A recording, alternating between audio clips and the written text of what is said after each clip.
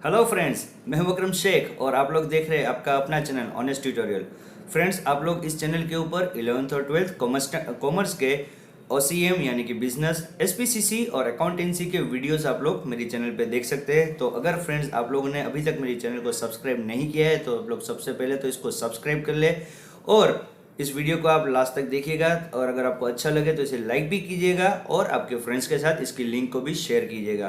Friends, आज हम video के अंदर यहाँ पे डिस्कस करेंगे SPCC 12th स्टैंडर्ड का और चैप्टर नंबर 4 यानी कि जो मेंबरशिप है उसका ऑलरेडी एक वीडियो हम लोग अपलोड कर चुका हूँ मैं यहाँ पे।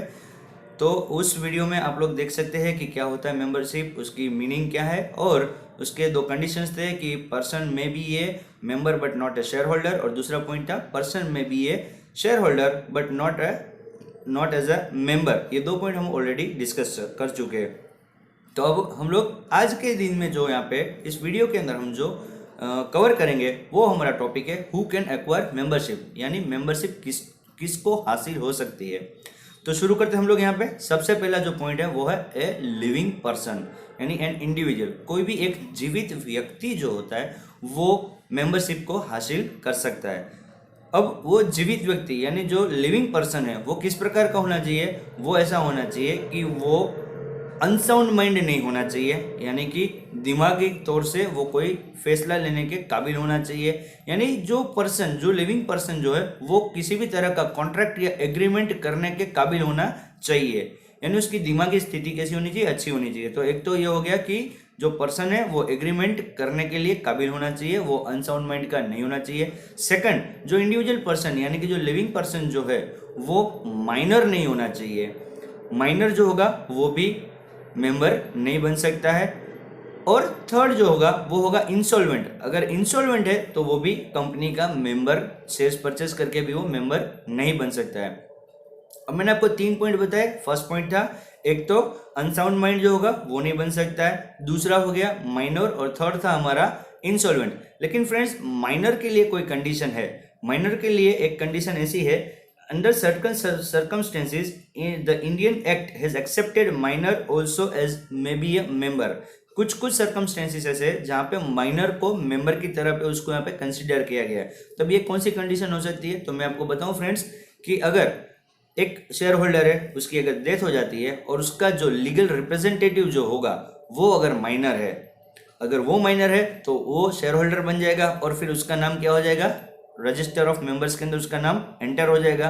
तो इस तौर के ऊपर वो माइनर जो है वो यहाँ पे मेंबर बन सकता है। सिर्फ यही सर्कमस्टेंसेस के अंदर ही वो माइनर जो होगा वो इंडिविजुअल पर्सन वो यहाँ पे मेंबरशिप को हासिल कर सकता है। अदरवाइज जिसका दिमाग प्रॉपर काम करता है, जो एग्रीमेंट करने के काबिल है, उसी व्यक्ति को मेंबरशिप हासिल हो सकती है। अनसाउंड माइंड नहीं बन सकता है कभी भी मेंबर, इंसॉल्वेंट कभी भी मेंबर नहीं बन सकता है। तो ये हो गया पहला पॉइंट हमारा। Now the second point is the partners of a partnership firm.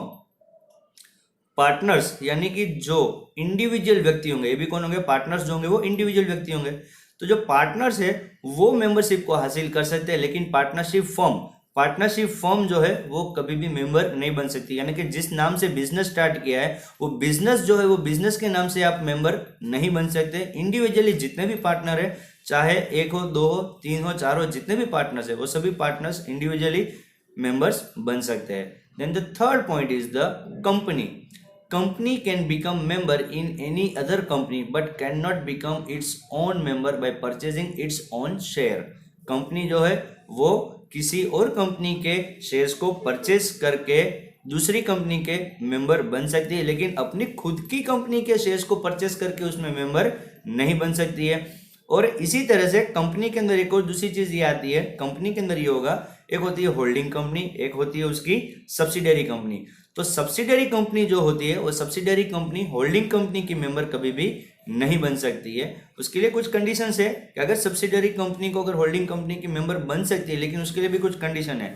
जैसे कि ये जब कानून यानी कि जब ये लॉ जब आया, ये प्रोविजन जब आया, जब कंपनीज एक्ट के अंदर की एक सब्सिडरी कंपनी होल्डिंग कंपनी की मेंबर नहीं बन सकती है, उसके पहले से ही अगर ये सब्सिडरी कंपनी होल्डिंग कंपनी की अगर मेंबर थी तो इस कंडीशन के अंदर सब्सिडरी कंपनी होल्डिंग कंपनी की मेंबर बन सकती है। सेकंड थिंग, अगर सब्सिडरी कंपनी जो है वो होल्डिंग कंपनी के मेंबर का ट्रस्टी है अगर, तो इस कंडीशन के अंदर ये एज ए ट्रस्टी है और इसका खुद का अगर उसमें कोई इंटरेस्ट नहीं है तो वो मेंबर यहाँ पे बन सकता है। तो ये दो कंडीशन होती है कि जो सब्सिडरी कंपनी होगी वो होल्डिंग कंपनी का मेंबर बन सकती है, otherwise subsidiary company holding company की मेंबर कभी भी नहीं बन सकती है। Then fourth type is the Hindu undivided family. Hindu undivided family जो है वो कभी भी, ये भी एक पार्टनरशिप फर्म की तरह, ये भी हिंदू अनडिवाइडेड फैमिली जो है वो भी कभी भी किसी भी कंपनी की मेंबरशिप को एक्वायर नहीं कर सकती। हाँ, लेकिन जैसे पार्टनरशिप फर्म के अंदर पार्टनर है इंडिविजुअली वो मेंबरशिप को एक्वायर कर सकते हैं, तो इसी तरह से HUF जो होगा हिंदू अनडिवाइडेड फैमिली, इसके अंदर जो उसका जो कर्ता होगा यानी कि जो उसका मुखिया जो होता है वो कर्ता जो है वो HUF के अंदर से जो करता है वो एक कंपनी की मेंबरशिप को एक्वायर कर सकता है यानी कि हासिल कर सकता है। फिर उसके बाद है ट्रस्ट। अब according to the new companies act a trust can purchase shares and become a member, यानी जो न्यू कंपनीज एक्ट जो आया है उसके तहत अब जो ट्रस्ट जो है वो किसी भी कंपनी के शेयर्स को परचेज करके मेंबरशिप को हासिल कर सकता है। Sixth one is the joint holder of shares, यानी अगर एक शेयर है यानी किसी कंपनी के अगर शेयर है, अगर दो व्यक्ति या दो से ज़्यादा व्यक्ति अगर चाहे मिलके अगर परचेस करना तो वो मिलके शेयर्स को परचेस कर सकते हैं, तो इसको बोला जाता है joint holder of the shares. अब इस चीज़ का यहाँ पे ध्यान रखना है कि अगर दो या तीन व्यक्ति ने अगर मिलके अगर शेयर्स परचेस किए हैं तो ये तीनों की इक्वली ही रिस्पॉन्सिबिलिटी रहेगी। अगर दो है तो दोनों की इक्वल रिस्पॉन्सिबिलिटी रहेगी, जो कुछ भी होगा उसकी रिस्पॉन्सिबिलिटी उन सारे जॉइंट होल्डर्स की सबकी बराबर की रिस्पॉन्सिबिलिटी रहेगी। अब इसके अंदर एक चीज़ को अच्छी तरह से ध्यान रखना है कि अगर ये जितने भी जॉइंट होल्डर होंगे ना वो सबके नाम जो होंगे वो मेंबर रजिस्टर के अंदर सबके नाम उसमें एंटर होंगे, लेकिन कंपनी जब भी शेयर होल्डर्स के साथ अगर कोई भी कम्युनिकेशन करना है यानी कि अगर कोई शेयर सर्टिफिकेट के बारे में या डिविडेंड वारंट के बारे में या सर्कुलर देना है कुछ भी, तो ऐसा कोई भी अगर हमें कंपनी को अगर इन जॉइंट होल्डर्स के साथ में अगर कभी भी कम्युनिकेशन करना है तो कंपनी हमेशा इसका जो फर्स्ट जो शेयर होल्डर जो होगा ना, यानी ये जॉइंट होल्डर के अंदर जिसका पहला नाम जिसका रजिस्टर में एंटर हुआ होगा उसके साथ ही यहाँ पे कम्युनिकेशन करने में आएगा। यानी अगर तीन जॉइंट होल्डर है तो तीनों के साथ कम्युनिकेशन करने में नहीं आएगा, लेकिन जिसका नाम पहला अगर रजिस्टर करवाया है कंपनी सिर्फ उसी के साथ ये सारा कम्युनिकेशन करेगी।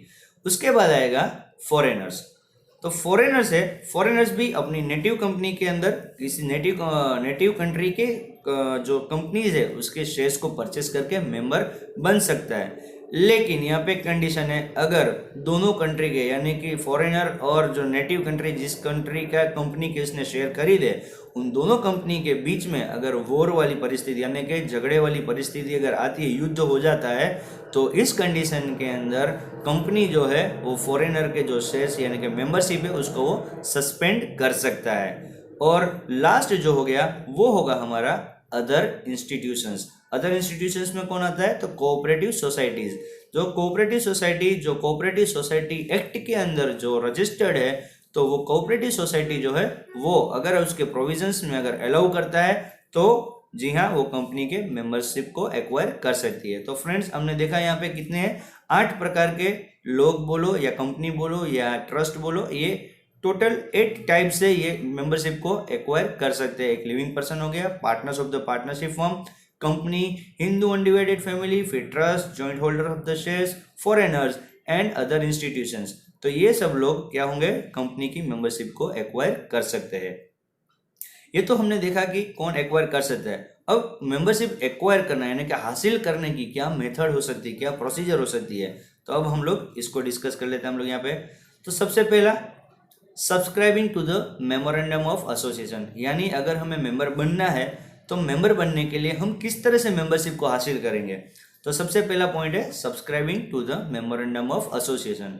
Generally, a person who signs the subscription clause of the memorandum of association of the company automatically becomes the member। यानी जो व्यक्ति ने सब्सक्रिप्शन क्लोज के अंदर मेमोरेंडम ऑफ एसोसिएशन के सब्सक्रिप्शन क्लोज के अंदर जिस व्यक्ति ने अगर उसमें साइन कर लिए वो ऑटोमेटिकली कंपनी का मेंबर बन जाएगा। हालांकि उसने कंपनी के शेयर्स को परचेज नहीं किया, फिर भी ये यहाँ पे मेंबर बन जाएगा।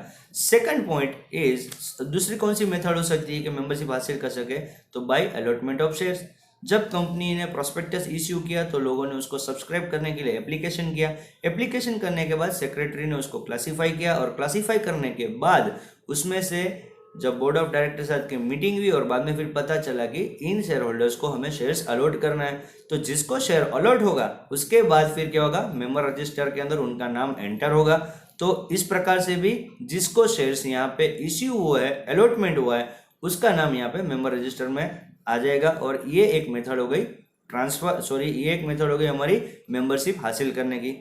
Now the third one is the by transfer of shares, यानी जिसके पास शेयर है अगर वो किसी और व्यक्ति के नाम के ऊपर अगर ये शेयर्स को ट्रांसफर करना चाहता है यानी कि बेचना चाहता है, तो जो खरीदने वाला है वो उसकी जो शेयर ट्रांसफर करने की पूरी जो प्रोसेस है उसको वो कंप्लीट करेगा। वो कंप्लीट होने के बाद जब उसका नाम जब मेंबर रजिस्टर के अंदर आ जाएगा तो फिर जो परचेज करने वाला यानी कि जो ट्रांसफरी जो है वो ट्रांसफरी अब यहाँ पे मेंबर बन जाएगा।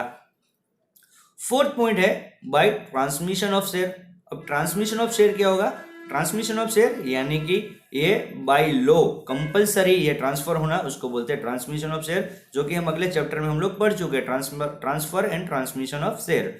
तो ट्रांसमिशन ऑफ शेयर्स होने की वजह से भी जो शेयर होल्डर जो होगा वो यहाँ पे मेंबर बनेगा। यानी कि अगर कोई अनसाउंड माइंड है या तो फिर कोई लूनेटिक हो गया या फिर कोई इंसॉल्वेंट हो गया, तो इस कंडीशन के अंदर कानूनन तौर के ऊपर उसका जो लीगल रिप्रेजेंटेटिव होगा या तो फिर ऑफिसर होगा या फिर एडमिनिस्ट्रेटर या ट्रस्टी होगा, उसे क्या करना पड़ेगा, कंपनी को जाके वो वाला लेटर, कोर्ट का जो आदेश जो है वो वहाँ पे कंपनी को प्रेजेंट करेगा और इस तरीके से वो फिर क्या बन जाएगा, उस कंपनी का शेयर होल्डर बनेगा और फिर उसका नाम जो है वो मेंबर रजिस्टर के अंदर यहाँ पे एंटर हो जाएगा।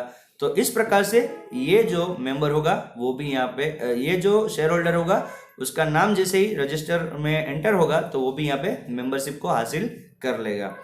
उसके बाद आता है by shares acquired in consideration other than cash.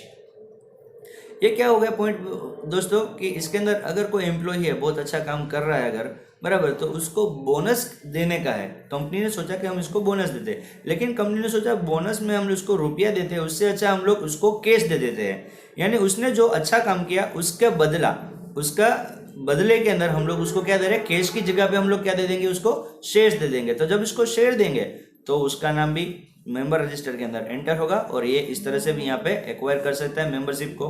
फिर एक जो सिक्स्थ जो पॉइंट है वो है हमारा बाय एस्टॉपल और होल्डिंग आउट। एस्टॉपल और होल्डिंग आउट का मतलब क्या हुआ फ्रेंड्स कि वो खुद मेंबर नहीं है लेकिन फिर भी वो उस तरह से यहाँ पे एक्ट करता है, यानी कि दिखावा कर रहा है। यानी कि उसने शेयर्स को किसी और को ट्रांसफर करने के लिए उसने दे दिया, लेकिन फिर भी वो बोलता है कि नहीं मैं ही इसका मेंबर हूँ। फिर वह ये बोलता है कि सारा राइट भी मुझे मिलना चाहिए, डिविडेंड भी मुझे मिलना चाहिए, ये सब बोलता है। लेकिन जब जिम्मेदारी उठाने की जब बात आएगी तब वो बोलेगा नहीं भाई मैं इसका मेंबर नहीं हूँ, मैं ये शेयर होल्डर नहीं हूँ, क्योंकि उसने शेयर तो ट्रांसफर कर दिया, वो शेयर होल्डर नहीं है। लेकिन फिर भी वो एक्ट ऐसे कर रहा है कि मैं ही इसका मेंबर हूँ और मुझे ही ये डिविडेंड मिलना चाहिए, ऐसा अधिकार जता रहा है वो। अब वो अधिकार जता रहा है तो अब वो खुद भी होल्ड आउट यानी उसी को पकड़ा जाएगा कि भाई तू अभी तक इस तरह से एक्ट करता था तो अब ये तेरी जिम्मेदारी बचेगी। यानी अगर कोई रिस्पॉन्सिबिलिटी आएगी तो अब इसी की रिस्पॉन्सिबिलिटी यहाँ पे रहेगी। देन नेक्स्ट जो पॉइंट है वो है हमारा by execution of form of renunciation. यानी ये क्या होगा, रिनउंसिएशन क्या होता है फ्रेंड्स, रिनउंसिएशन यानी कि जो राइट शेयर्स उसके एग्जिस्टिंग शेयर होल्डर को जब दिया जाते हैं और अगर वो एग्जिस्टिंग शेयर होल्डर उन राइट शेयर्स जो उसे मिल रहे उसको या तो पूरे या तो फिर उसमें से कुछ शेयर्स अगर वो किसी और को दे देना चाहता है तो उसे बोला जाता है रिनउंसिएशन। तो जब ये रिनउंसिएट करता है तो जिसके नाम पे ये शेयर्स ट्रांसफर होंगे अब वो उसका मेंबर बन जाएगा। फिर 8वां पॉइंट है by convertible debenture holder. Convertible debenture यानी कि डिबेंचर होल्डर है जिसने डिबेंचर खरीदे लेकिन उसने ये ऑप्शन रखा था कि जब मैच्योरिटी पीरियड आएगा तब रिडम्पशन के टाइम के ऊपर मुझे उसका कैश नहीं चाहिए लेकिन मुझे उसके बदले में इक्विटी शेयर्स चाहिए। तो जो डिबेंचर होल्डर है उसकी मैच्योरिटी टाइम के ऊपर रिडम्पशन पीरियड के ऊपर उसे क्या मिलेगा, इक्विटी शेयर्स मिलेंगे। तो जब इसको इक्विटी शेयर मिलेंगे रिडम्पशन पीरियड के ऊपर टाइम के ऊपर तब ये इक्विटी शेयर होल्डर बन जाएगा और फिर उसका शेयर होल्डर बन गया तो अब उसका नाम जो है वो रजिस्टर ऑफ मेंबर्स में उसका एंटर हो जाएगा। तो इस तरह से ये मेंबर बन जाएगा। फिर उसके बाद एक और है जो है हमारा by acquiring sweat equity shares. Sweat equity shares friends क्या होता है, ये एक प्रकार का ऐसा इक्विटी शेयर है जिसको हम लोग डिस्काउंट पे दे सकते हैं, लेकिन ये इक्विटी शेयर सिर्फ और सिर्फ जो डायरेक्टर्स होते हैं कंपनी के उसको मिलते हैं, या तो फिर कोई एक्सपर्ट्स है, यानी कि किसको मिलेगा, ये डायरेक्टर को मिल सकता है डिस्काउंट के ऊपर, और दूसरा एम्प्लॉइज हैविंग एक्सपर्टाइज, यानी जिसको किसी भी चीज़ के अंदर बहुत ही एक्सपर्ट है उसको ही ये सिर्फ शेयर्स मिलते हैं और ये उसको डिस्काउंट पे मिलते हैं। तो जब ये शेयर्स ये डायरेक्टर या तो एक्सपर्ट को अगर जब ये शेयर्स मिलेंगे तो इनका नाम भी क्या हो जाएगा, मेंबर रजिस्टर के अंदर एंटर होगा और इस तरह से ये भी मेंबर बन जाएंगे। तो फ्रेंड्स आज के वीडियो में आप लोगों ने देखा कि who can acquire membership and what are the methods to become a members. तो फ्रेंड्स उम्मीद करता हूँ आप लोगों को ये समझ में आया होगा। अब इसके बाद इसी चैप्टर का एक और टॉपिक जो है वो हमारा बाकी रह जाता है, वो है टर्मिनेशन ऑफ मेंबरशिप। तो वो हम लोग अगले वीडियो के अंदर यहाँ पे डिस्कस करेंगे। फ्रेंड्स अगर आपको ये वीडियो अच्छा लगा है तो इसे आप लोग शेयर करें, इसको लाइक करें और अपने फ्रेंड्स को भी बोले कि इस चैनल को सब्सक्राइब करें। ओके फ्रेंड्स, मिलते हैं अगले वीडियो के अंदर, तब तक के लिए बाय बाय, टेक केयर।